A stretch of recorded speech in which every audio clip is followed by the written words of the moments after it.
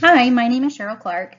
In this presentation, I will be proposing a social program that addresses the overrepresentation of African American students receiving exclusionary discipline in schools.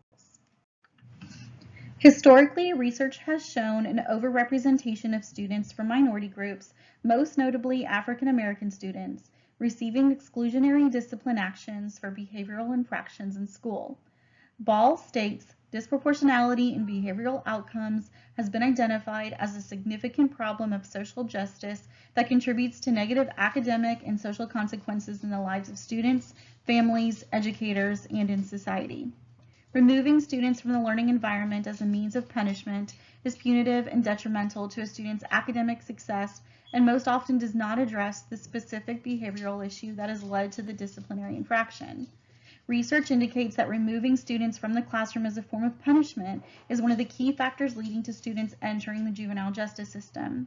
The school to prison pipeline, which refers to the systemic removal of students from the K through 12 education environment into settings of incarceration, jails, or prisons, represents one of the most noteworthy social problems to plague public education in the United States. The overrepresentation of African American students receiving exclusionary punishment then leads to the overrepresentation of African Americans in the juvenile justice system. This is a social issue that affects minority students nationwide. It is imperative that social programming is implemented in schools to ensure the equitable treatment of students and guarantee that all students are provided with the opportunity to succeed. As stated previously, historically minority students have been overrepresented in the discipline data across the nation. To narrow the scope of the problem, this analysis will examine the discipline data from the state of Texas and then narrow it further and examine data from Fort Bend ISD. In reviewing this data, it can be seen that there is a significant difference in the number of exclusionary discipline actions for African American students than white students. As an example, the TEA reported a total of 400,431 out-of-school suspension actions in the 21-22 school year, which involved a total of 229,283 students. Of these OSS actions, 128,442 involved African American students, with a total of 66,370 students. The data shows that 9.13% of all African American students received an OSS action in the 21-22 school year, one of the highest percents of all demographic groups. As a comparison, 34,978 white students received OSS in the same school year, making up 2.38% of all white students, a notable difference of over 4 times less than that of African American students. Fort Bend ISD data is comparable to that of the state of Texas. Looking again at OSS data, the TEA reported a total of 3,973 out-of-school suspension actions in the 21-22 school year in Fort Bend ISD, involving a total of 2,712 students. Of these OSS actions, 2,542 involved African American students, with a total of 1,644 students. The data shows that 7.02% of all African American students in Fort Bend ISD received an OSS action in the 21-22 school year, again the highest percent of all demographic groups. This statistic is most significant because in the total of 3,973 OSS actions this school year, 64% were African American students. To compare, 160 white students received OSS in the same school year, a total of 1.34% of the white population.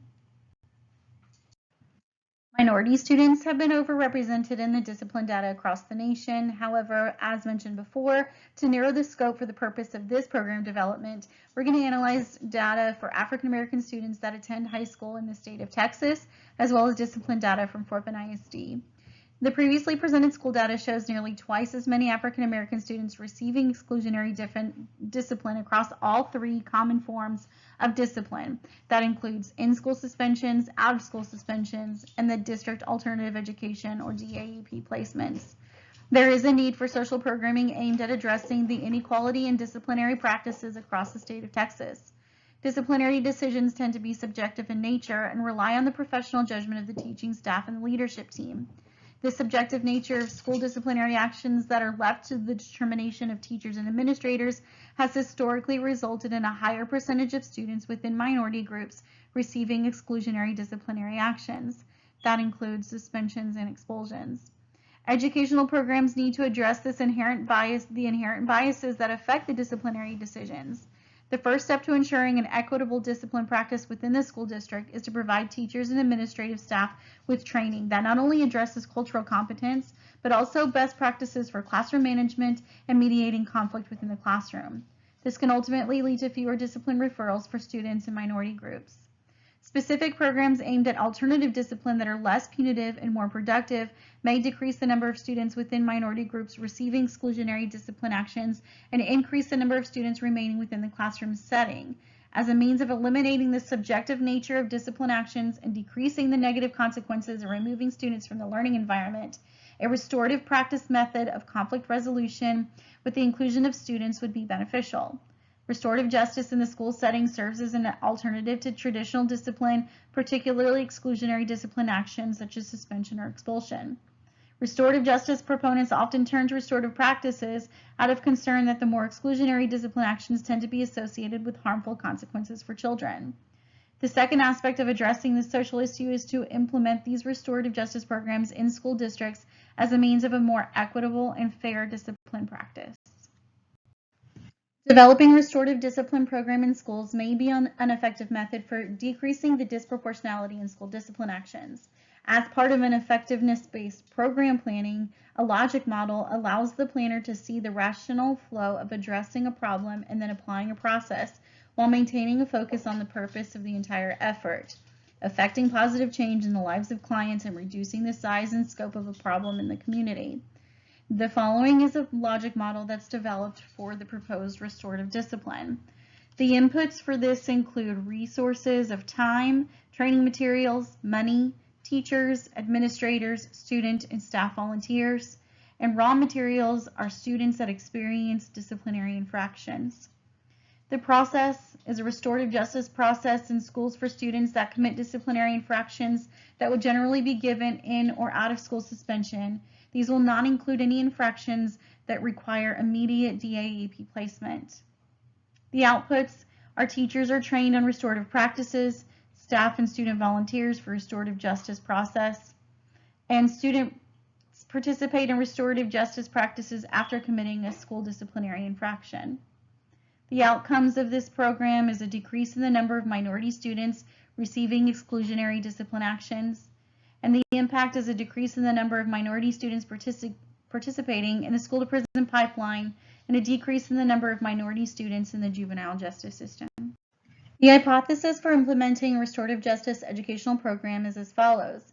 If restorative justice programs are implemented in Texas schools as an alternative to exclusionary discipline practices, and if educational staff are required to participate in professional development targeting cultural awareness and best classroom practices for working with minority students, then the number of African American students receiving exclusionary discipline will decrease, and then the number of African Americans in the juvenile justice system will decrease. The goal statement for this program is to provide professional development to educators and implement alternative discipline options to students to ensure the equitable treatment of students and guarantee all students are provided the opportunity to succeed. Ultimate outcome objective is by August of 2025, the number of African American students receiving exclusionary discipline actions in Fort Benning ISD will decrease by 10% as measured by the Texas Education Agency discipline data. Exclusionary discipline actions include in-school suspension, out-of-school suspension, and out-of-district alternative placements. The intermediate objectives of this program is that all educational staff will receive cultural awareness training, all educational staff will receive conflict management and inclusive practices training, and then a restorative discipline program in the form of school courts will be implemented on our pilot campuses.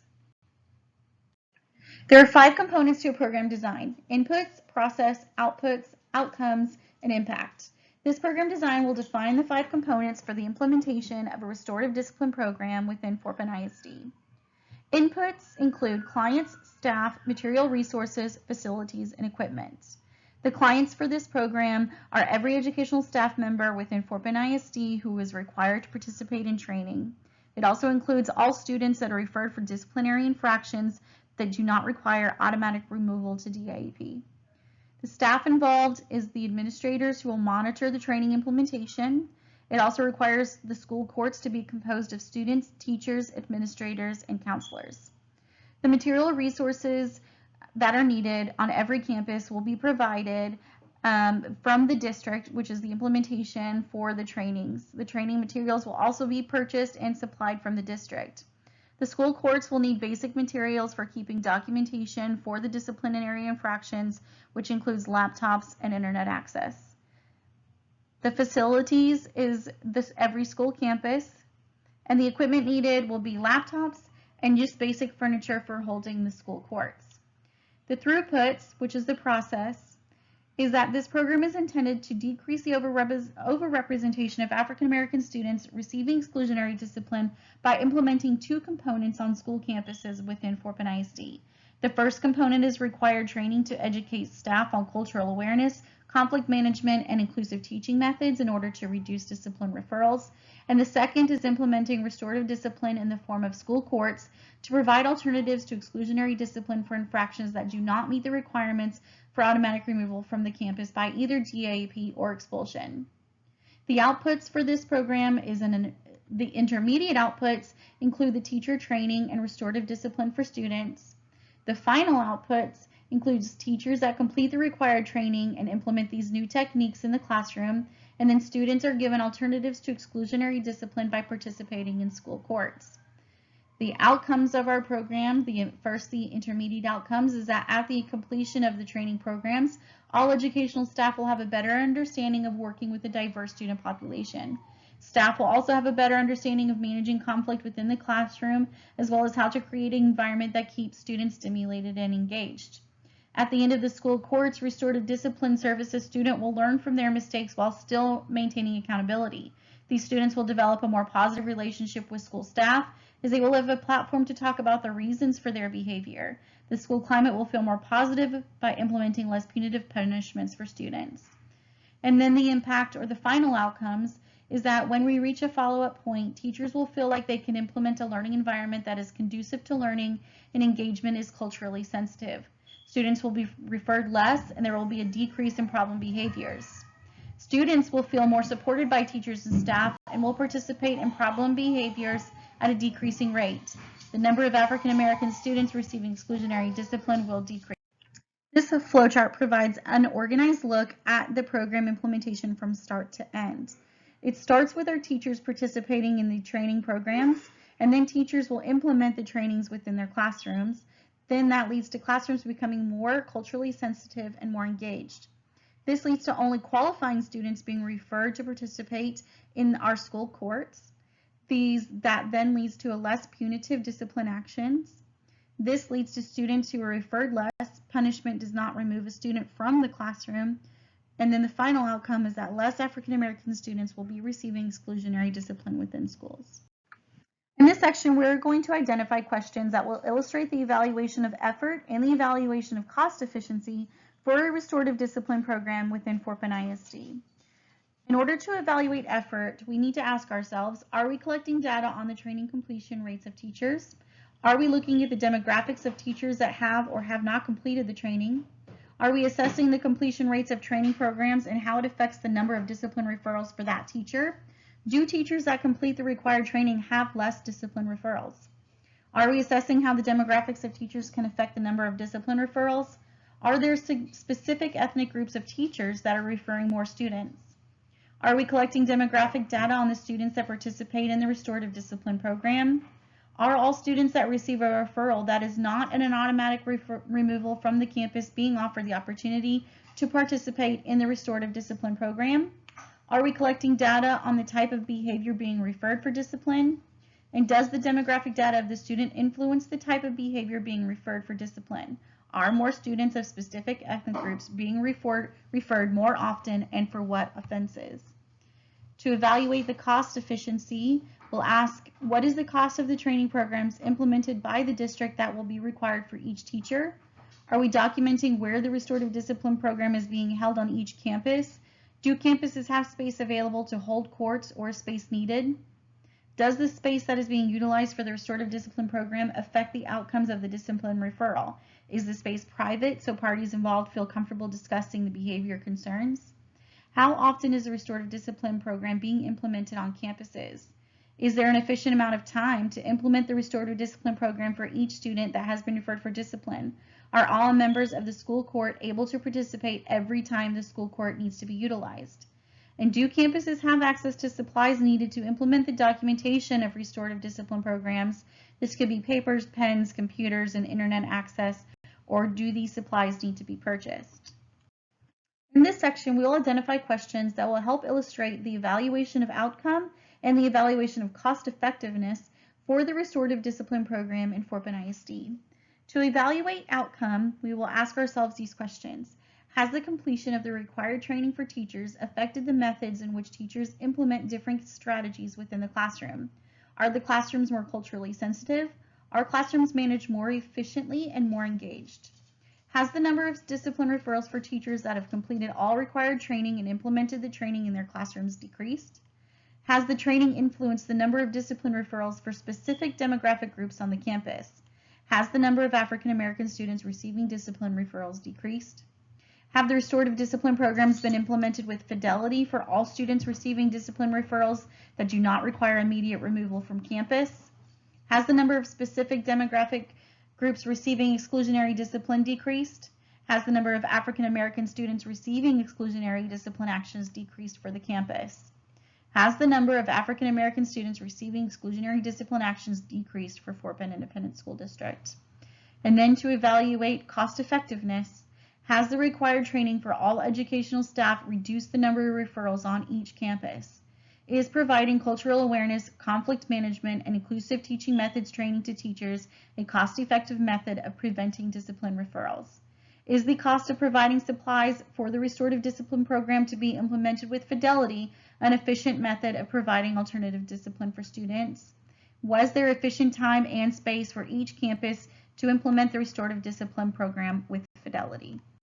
A restorative discipline program in a school district is utilized to address the overrepresentation of African American students receiving exclusionary discipline. Exclusionary discipline practices are linked to participation in the juvenile justice system, and therefore decreasing one will in turn decrease the other. Coverage data for this program includes training completion of educational staff, discipline data for specific demographic groups, referral data for specific behaviors, referral data of specific teachers. The program is designed to affect the discipline data of African American students, but the program will be offered to all students on a campus for any disciplinary infraction that does not require an automatic removal from campus. Data will be collected during the implementation process to determine if every student is being offered the opportunity to participate. This will ensure equity of the program's implementation. Process data will be collected through the implementation process that includes documentation of educational staff's completion of required training, demographic and referral data for participating students, outcomes of the restorative discipline such as alternative discipline assigned, and the student's response. Effort data will include data from classroom walkthroughs and teacher feedback on implementation of trainings, program data including number of students served and types of behavior seen, student responses to alternative discipline actions, and staff and climate surveys. Cost efficiency will be determined by looking at the cost of training, cost of materials for each campus, available space on each campus, and use of time for each participating member. Results will be monitored by tracking discipline referral data by behavior and by teacher, discipline data on campus for specific demographics, and teacher and student feedback. Cost effectiveness will look at data from teacher feedback on classroom and conflict management, cost of materials for each campus to implement the program with fidelity, and time used by staff and students for each student to complete the restorative discipline process. Impact will be measured by examining discipline data for the school district that includes demographics of students and discipline referral type, as well as examining state data on juvenile justice participation. There are three types of impact program evaluation designs that are frequently used: the single group pre-test post-test design, the non-equivalent comparison group design, and the randomized experimental design. To perform an impact program evaluation on the restorative discipline program on campuses in Fort Bend ISD, a single group pre-test post-test design will be implemented. In this design, a single group serves as both the experimental group and its own comparison group. The restorative discipline program is designed to impact the discipline data on campuses. The discipline data will be compared before and after the implementation of the program to determine its effectiveness. The initial observation, or O1, is the discipline data for African American students prior to the implementation of the program. The X is the implementation of the restorative discipline program. And the O2, or the second measurement of observation, is the discipline data for African American students after the first year of the restorative discipline program. The proposed restorative discipline program costs consists of trainings for every teacher in the district. Average training programs cost $250 per teacher. Fort Bend ISD has approximately 5,000 teachers on staff, accruing a cost of approximately $1,250,000 for each of the required training programs.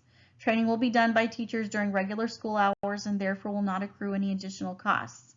To implement the restorative discipline program, participants will require laptops and internet access, which is a cost already included in each school's budget. The discipline program will be implemented on campuses during the regular school days and therefore will not accrue any additional costs for staffing or building use. Options for funding the training programs of teachers are within the school district's training budget. Funds already used for the professional development can be reallocated to include the new training. The Texas Education Agency also dispenses funds from a multitude of sources to public schools to fund programs that will help benefit students. Much of that funding from the TEA is received from federal grants. Removing at-risk students from the classroom environment as a means of punishment has been shown to be detrimental to the academic, behavioral, and social-emotional growth of students, and ultimately may lead to a student's involvement in the juvenile justice system. A review of the discipline data from the state of Texas, as well as from Fort Bend Independent School District, shows a disproportionate number of African American students receiving all three of the exclusionary discipline actions examined. That includes ISS, OSS, and DAEP placements. According to the data reviewed from TEA, African American students receive a minimum of twice as many exclusionary discipline actions when compared to white students, both in the state of Texas and in Fort Bend ISD. Exclusionary punishment has been determined to be one of the key factors leading to a student's involvement in the school-to-prison pipeline. Thus, the disproportionate suspension and expulsions of minority students is a serious social problem that demands urgent attention. Addressing this problem involves two approaches: training of the educational staff and implementing a restorative discipline program on campuses. Training teachers on cultural awareness, conflict management, and inclusive teaching strategies can increase the likelihood that problem behaviors will decrease, and those that do happen can be addressed within the classroom, therefore decreasing the number of discipline referrals. When students are referred, utilizing a less punitive approach to discipline can increase classroom instruction time for students while teaching new behaviors to replace our old problem behaviors. Future research is needed to determine other intervention strategies that may be used to decrease the instances of exclusionary discipline for students and therefore decrease the number of minority students in the juvenile justice system.